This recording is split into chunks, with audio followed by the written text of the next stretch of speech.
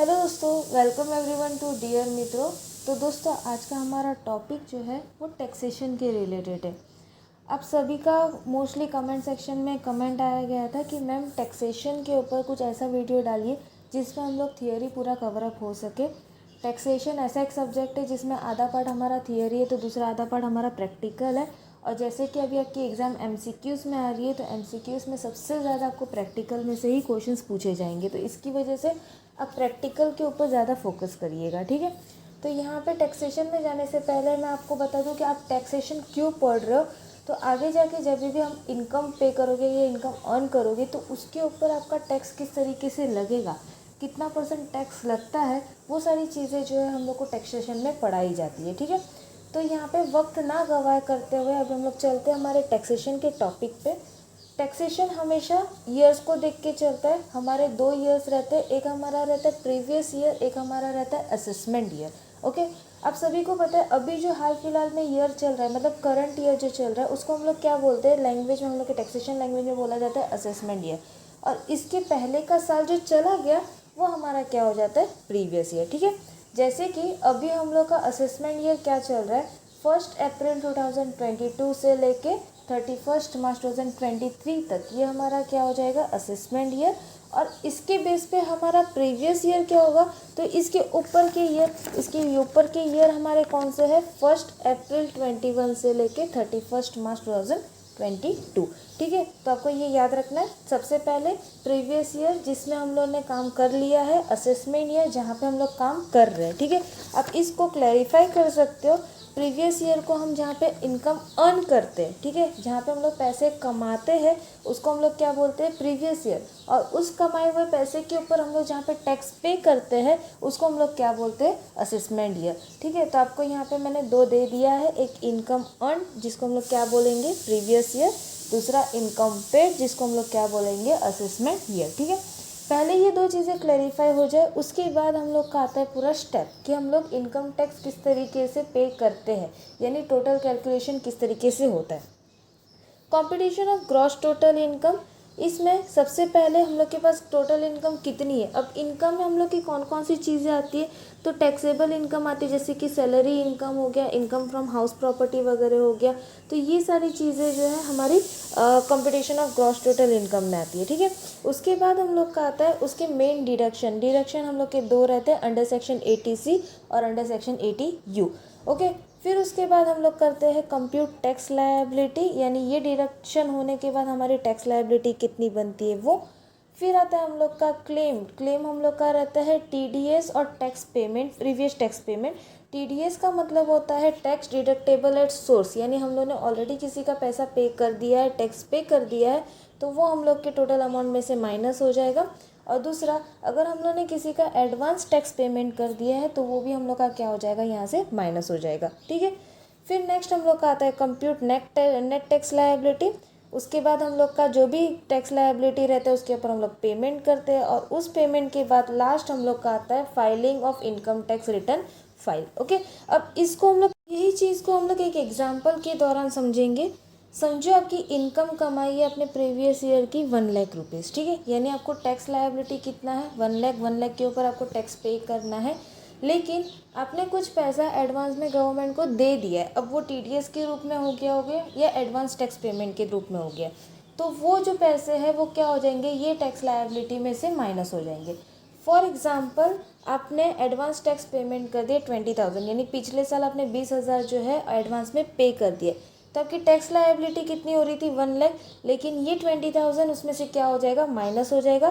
तो अब आपकी नेट टैक्स लायबिलिटी कितनी हो जाएगी, 1,00,000 माइनस 20,000, आपका नेट टैक्स लायबिलिटी कितना हो जाएगा, 80,000, ठीक है। तो आपको आपके किसके अमाउंट के ऊपर इनकम टैक्स पे करना है, 80,000 के ऊपर। अब ये 80,000 के ऊपर हमारा बनता है file, income tax file return बनता है। इनकम टैक्स फाइल रिटर्न की 3 ड्यू डेट रहती है जिसको हम लोग को मतलब जब तब तक हम लोग को फाइल बनानी पड़ती है, रिटर्न फाइल बनानी पड़ती है। ये ड्यू डेट क्या रहती है, एक हम लोग का रहता है 31 जुलाई, सेकेंड हम लोग का रहता है 30 सितंबर और थर्ड हम लोग का रहता है 30 नवंबर। ये अलग अलग लोगों के लिए अलग अलग डेट है। अगर कोई इंडिविजुअल है, जैसे हम जैसे लोग कोई कमा रहे हैं, तो उसका फाइलिंग का डेट क्या रहता है, 31 जुलाई। अगर कोई कंपनी है तो उनकी फाइलिंग डेट क्या हो जाती है 30 सितंबर। और वही अगर हम लोग कोई बिज़नेस इंटरनेशनल वे में कर रहे हैं या इंटरनेशनल जगह पे कर रहे हैं तो उनकी फाइलिंग डेट क्या हो जाती है 30 नवंबर। ठीक है, ये आपको डेट याद रखनी है क्योंकि आपकी एमसीक्यूज़ एग्ज़ाम है तो आपको ये एमसीक्यूज़ थोड़े ट्रिकी में आएंगे। ठीक है, अब ये डेट तो हमारी पुरानी डेट्स है और अभी भी फ़िलहाल में मतलब चल ही रही है, लेकिन कुछ कोविड के कारण, कोविड जब हम लोग का आ रहा था तो उस टाइम पे फाइलिंग का डेट जो है वो निर्मला सीतारामन ने एक्सटेंड कर दिया था। क्या हो गया था वो नया डेट 30 नवंबर। तो ये भी आपको याद रखना है। अगर आप बेसिक डेट देखोगे, बेसिक डेट 3 रहेगी, वो आपको बता दी मैंने क्या थी, 31 जुलाई, 30 सितंबर और 30 नवंबर। लेकिन कोविड का अगर क्वेश्चन आया कि कोविड के अंदर फाइलिंग डेट क्या है, तो हम लोग की कोविड के अंदर फाइलिंग डेट एक्सटेंड हो गई थी कितना, 30 नवंबर। ठीक है, ये आपको याद रखना है। तो यहाँ तक हम लोग एक छोटा सा वापस रिवीजन कर लेते हैं। सबसे पहले हमने पढ़ा प्रीवियस ईयर क्या होता है, असेसमेंट ईयर क्या होता है। प्रीवियस ईयर में हम जो भी इनकम का अर्न करते हैं उसके ऊपर हम टैक्स कब पे करते हैं, असेसमेंट ईयर पे। और कंप्यूटेशन कैसे होता है, तो सबसे पहले हम करते हैं कि टोटल इनकम हमारे पास कितनी है, उसमें से अगर कोई भी डिडक्शन हो रहा होगा 80C से लेकर 80U तक का कोई भी रूल वहाँ पे लग रहा होगा तो वो हम लोग माइनस कर देंगे। हम लोग को जो बैलेंस बचेगा वो हम लोग का क्या हो जाएगा, टैक्स लायबिलिटी। फिर उसमें से हम माइनस करेंगे हमारा TDS या टैक्स पेमेंट। ओके, जो बैलेंस बचा वो हमारा क्या हो जाएगा, नेट टैक्स लायबिलिटी। लास्ट में हम लोग वो टैक्स लायबिलिटी के ऊपर क्या कर देंगे, पेमेंट कर देंगे। ठीक है, पेमेंट करने के टाइम पे हम क्या बनाएंगे, इनकम टैक्स रिटर्न फाइल बनाएंगे। इनकम टैक्स रिटर्न फाइल की 3 डेट हमने बस पढ़ी, एक हम लोग की थी 31 जुलाई, दूसरा हम लोग का था 30 सितंबर, तीसरा हम लोग का था 30 नवंबर। 31 जुलाई जो है वो इंडिविजुअल के लिए, यानी कोई भी normal person, salaried income person हो गया, इनकम ग्रुप हो गया, उसके लिए। 30 सितंबर हमारी कंपनी के लिए, कंपनी की रिटर्न फाइल की डेट 30 सितंबर की रहती है। और 30 नवंबर अगर कोई इंडिविजुअल अपना बिजनेस इंटरनेशनल मार्केट में कर रहा है तो उसका फाइलिंग का डेट क्या हो जाता है, 30 नवंबर। फिर निर्मला सीतारामन की वजह से हमने ये देखा कि कोविड में ये फाइलिंग की डेट जो है वो एक्सटेंड कर दी गई, कौन सी डेट पे, 30 नवंबर। याद रखना, एक्सटेंड की हुई डेट क्या थी, 30 नवंबर। ठीक है, यहाँ तक आपको समझ में आ गया। उसके बाद हम लोग को दिया हुआ है टोटल टैक्सेबल इनकम, यानी इनकम किस तरीके से हम लोग कैलकुलेट करते हैं। इसमें हम लोग की टैक्सेबल इनकम में 5 चीज़ें आती है। सबसे पहला हम लोग का आता है टैक्सेबल सैलरी इनकम, यानी सैलरी जो हम लोग ने कमाई है उसमें से टैक्स कट करना। Second, income from house property. Third, income from profit and gain of business और profession. Fourth, taxable capital gain. और fifth, taxable income from other source. तो ये सारी चीज़ों को हम लोग क्या करते हैं, टोटल करते हैं, और टोटल में हम लोग को क्या मिलता है, टोटल टैक्सेबल इनकम। ठीक है, अब समझो यहाँ पे अपने सैलरी कमाई है 1 लाख रुपीज़ की, फिर उसके बाद आपकी इनकम टैक्स में से पैसे आ रहे हैं, मतलब आपकी हाउस प्रॉपर्टी में से पैसे आ रहे हैं 40,000 का, प्रोफेशन में से पैसे आ रहा है 20,000 का, कैपिटल गेन आपका आ रहा है 20,000 और इनकम फ्रॉम अदर सोर्स आपका आ रहा है 10,000। तो आपका टोटल कितना हो जाएगा, 50, 60, 70, 80, 90, 1,90,000। तो आपका टोटल टैक्सेबल इनकम कितना हो गया, 1,90,000। ठीक है दोस्तों, ये तो आपका टोटल टैक्सेबल इनकम हो गया। लेकिन आपको यहाँ पे एक छोटी सी चीज़ याद रखनी है, ये इनकम के अंदर हम लोग को 2 चीज़ नहीं लेनी। वो 2 चीज़ रहेगी, अगर हम लोग ने कोई बैलेंस कैरी फॉरवर्ड किया है अगले साल में, मतलब आगे के साल में अगर कोई बैलेंस हम लोग कैरी फॉरवर्ड कर रहे वो, और दूसरा अगर कोई बैलेंस या इनकम हम क्लब कर रहे हैं तो वो 2 चीज़ों को हम लोग को इनकम टैक्स के अंदर कैलकुलेट नहीं करना। यानी हम लोग जब भी इनकम टैक्स का कैलकुलेशन करते हैं तो ये 2 चीज़ों को हम लोग को निकाल देना है या माइनस कर देना है। वापस मैं बता रही हूँ कौन सी चीज़ें माइनस करते हैं। एक हम लोग का रहता है सेट ऑफ या कैरी फॉरवर्ड इनकम, और दूसरा हम लोग का रहता है क्लबिंग ऑफ इनकम। ठीक है, अब उसके आगे हम लोग को दिया है टोटल टैक्सेबल इनकम जो है 2 पार्ट में डिवाइड किया गया है। एक हम लोग का रहता है स्पेशल रेट, दूसरा हम लोग का रहता है स्लैब रेट। स्पेशल रेट क्या रहता है, स्पेशल रेट जो भी कोई स्पेशल चीज़ों के ऊपर लगती है। अब उन स्पेशल चीज़ों में क्या क्या है, एक हम लोग का रहता है कैजुअल इनकम, दूसरा हम लोग का रहता है STCG। STCG का मतलब होता है शॉर्ट टर्म कैपिटल गेन। तीसरा हम लोग का रहता है LTCG जिसका मतलब होता है long term capital gain. Fourth हम लोग का है एग्रीगेट डिविडेंड। फिफ्थ हम लोग का है डीमेड इनकम। ये सारी हम लोग की क्या हो गई, स्पेशल इनकम हो गई, और इसके ऊपर हम लोग का लगता है स्पेशल रेट। ठीक है, तो पढ़ते इसके रेट्स के ऊपर। सबसे पहले हम लोग पढ़ रहे हैं कैजुअल इनकम। कैजुअल इनकम का मतलब होता है जो इनकम हम लोग किसी एडिशनल पैसों में से निकाल रहे हैं। जैसे फॉर एग्जांपल हॉर्स राइडिंग में हम लोग समझो जुगार में पैसे लगा रहे हैं, हॉर्स राइडिंग में पैसे लगा रहे हैं, या आप कहीं कोई गेम में पैसे लगा रहे हैं, क्रॉसवर्ड पजल में पैसे लगाए और आपने पैसे अर्न किए, तो वो हम लोग का सब क्या होता है, कैजुअल इनकम। इसके ऊपर टैक्स रेट कितना पड़ता है, 30%। ओके। सेकेंड हम लोग करते हैं short term capital gain. Short term capital gain जो शॉर्ट टर्म के लिए हम लोग ने पैसे कमाए, उसका हम लोग का टैक्स रेट कितना रहता है, 15%। फिर हम लोग का रहता है long term capital gain. Long term capital gain में 2 पॉइंट्स आते हैं। एक हम लोग का रहता है लिस्टेड अंडर एसटीटी। एसटीटी का हम लोग का फुल फॉर्म रहता है सिक्योरिटी ट्रांजैक्शन, ठीक है, security transaction tax. Security transaction tax के ऊपर हमारा 10% रेट लगता है। और इसके अलावा अगर कोई लॉन्ग टर्म कैपिटल गेन है, for example jewellery, residential house वगैरह में से कुछ पैसे आ रहे हैं, तो उसके ऊपर हमारा 20% टैक्स रेट लगता है, ठीक है। फिर हम लोग का आता है एग्रीगेट डिविडेंड, जो कि इंडियन कंपनी से अर्न कर रहे हैं। तो इसमें याद रखना, अगर आपका डिविडेंड 10 लाख के ऊपर होगा तो आपका टैक्स रेट कितना होगा, 10%। अगर 10 लाख के अंदर अंदर है तो आपको कोई डिविडेंड पे नहीं करना। हाँ, लेकिन ये चीज़ आपको याद रखना है कि ये सिर्फ इंडियन कंपनी का ही रहेगा। फिफ्थ हम लोग का है डीम्ड इनकम। डीम्ड इनकम होगा तो उसके ऊपर कितना परसेंट है, 16%, ठीक है। तो ये हम लोग के क्या हो गए, स्पेशल रेट।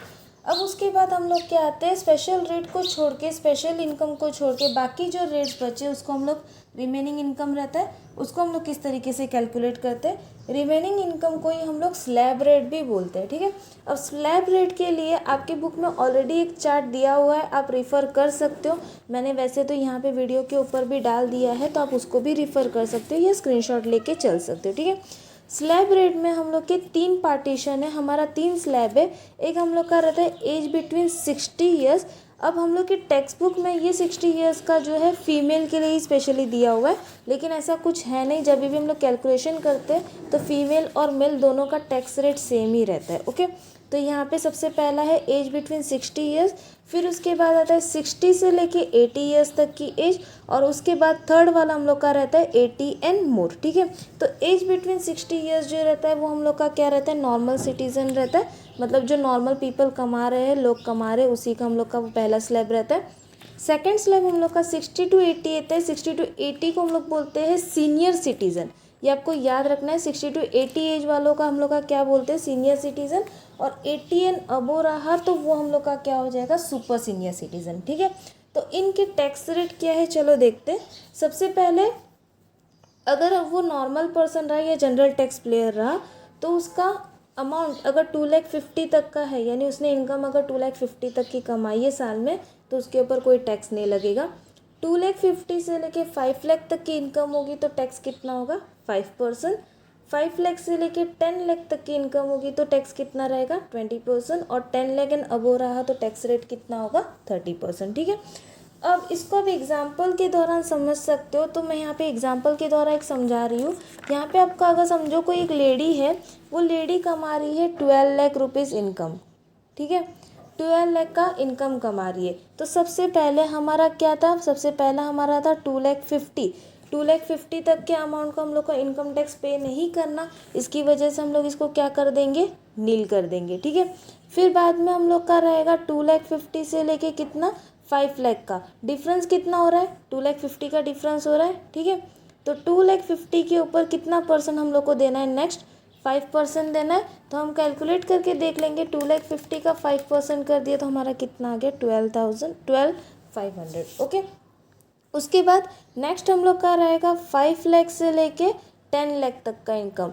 10 लाख तक का इनकम का डिफरेंस कितना है हम लोग का, 5 लाख माइनस 10 लाख कर दिया तो हमारा कितना बचा, 5 लाख। इसका कितना परसेंट हम लोग ने बोला है, 20%। तो 5 लाख के ऊपर अगर हम लोग 20% कर देंगे तो हमारा कितना आएगा, 1 लाख आ गया, ओके। अब वो इनकम कितना कमा रही है, 12 लाख। हम लोग कहाँ तक पहुँचे, 10 लाख, यानी अभी और कितना बच रहा है, 2 लाख, ठीक है। तो 2 लाख का हम लोग को कितना परसेंट करना है, लास्ट हम लोग का था 30%। तो 2 लाख के ऊपर हम अगर 30% कर देंगे, हमारा वैल्यू कितना हो जाएगा, 60,000। फाइनल में हम कितना पैसे का, टोटल कितने अमाउंट का हम लोग इनकम टैक्स पे कर रहे हैं, तो 17,500, ठीक है। तो इस तरीके से हम लोग का इनकम टैक्स कैलकुलेट होता है, यानी कितना इनकम अर्न किया, ओके। अब ये हम लोग ने पढ़ा जनरल टैक्स पेयर।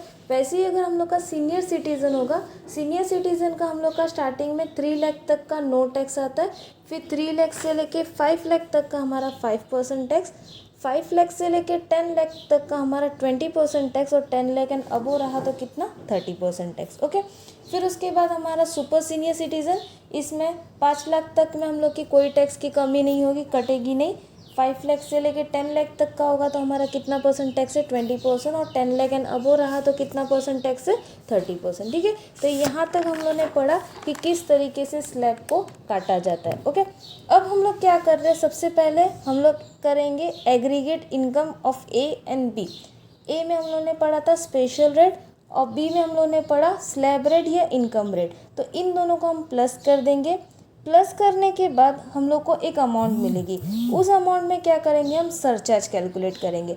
अब सरचार्ज आप लोग यहाँ पे ध्यान देना कि सरचार्ज जो है हमेशा हमने जितनी इनकम टैक्स पे करनी है उतने के ऊपर ही हम लोग को सरचार्ज पे करना है। हम लोग अपने इनकम के ऊपर कैलकुलेट नहीं करेंगे। ठीक है, ये आपको याद रखना है। जैसे अभी मैंने आपको एग्जांपल दिया, ये वाला जो आपने एग्जांपल पढ़ा कि हमारी इनकम कितनी कमा रहे 12 लाख, लेकिन हम लोग का इनकम टैक्स कितना पे कर रहे हैं हम लोग 17,500, तो हम लोग सरचार्ज किसके ऊपर पे करेंगे 17,500 के ऊपर ही सरचार्ज पे करेंगे। ठीक है, अब सरचार्ज के भी कुछ रूल्स है। सरचार्ज में अगर हम लोग को बोला है कोई भी सरचार्ज अगर 50 लाख से लेके 1 करोड़ तक का है तो वो सरचार्ज का रेट कितना हो जाएगा 10%। और अगर कोई केस ऐसा है जिसमें 1 करोड़ के ऊपर पैसा जा रहा है या इनकम जा रहा है तो उसका सरचार्ज कितना हो जाएगा 15%। ठीक है, ये आपको याद रखना है। ये दोनों डालने के बाद नेक्स्ट हम लोग का प्लस होगा उसके अंदर HFC। HFC का मतलब होता है हेल्थ, HEC का मतलब होता है हेल्थ एंड एजुकेशन सेस। अभी हाल फिलहाल में इसका रेट कितना हो गया है 4%। तो आपको क्या करना है, आपकी जो भी इनकम आई है उसके ऊपर आपको कितना करना है 4%। टोटल कर देंगे, टोटल हम लोग का क्या मिलेगा ग्रॉस टैक्सेबल इनकम। इसमें से अगर हम लोग को कोई भी TDS होगा तो TDS को माइनस करना है।